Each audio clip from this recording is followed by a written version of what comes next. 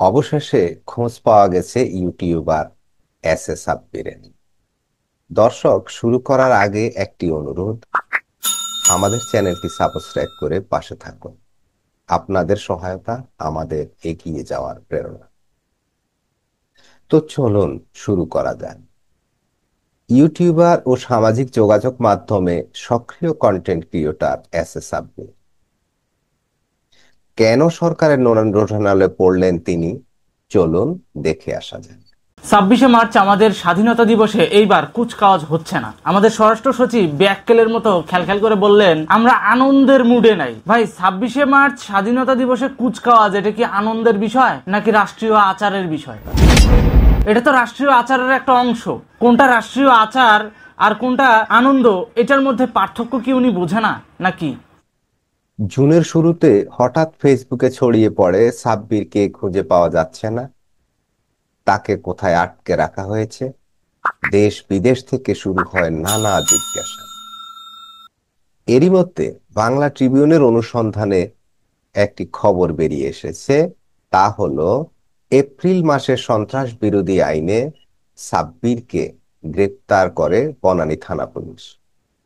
সরকার বিরোধী বক্তব্য ছড়ানোর অভিযোগে বর্তমানে তিনি কারাগারে রয়েছেন।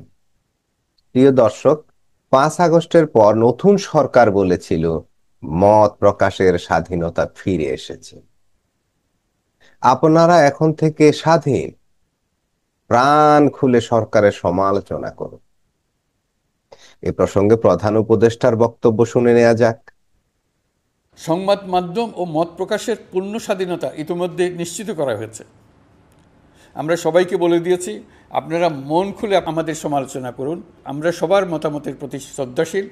মিডিয়া যাতে কোনো রকম বাধা বিপত্তি ছাড়া নির্বিঘ্নে তাদের কাজ করতে পারে, সেজন্য একটা মিডিয়া কমিশন গঠন করা সরকারের সক্রিয় বিবেচনাধীন।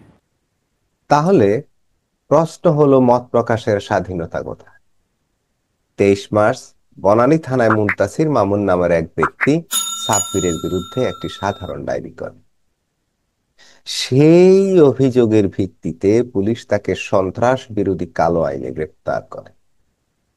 এদিকে তার ফলোয়ার ও শুভাকাঙ্ক্ষীরা 2 মাস ধরে কোনো খোঁজ না পেয়ে সামাজিক মাধ্যমে নানা মন্তব্য করতে থাকে।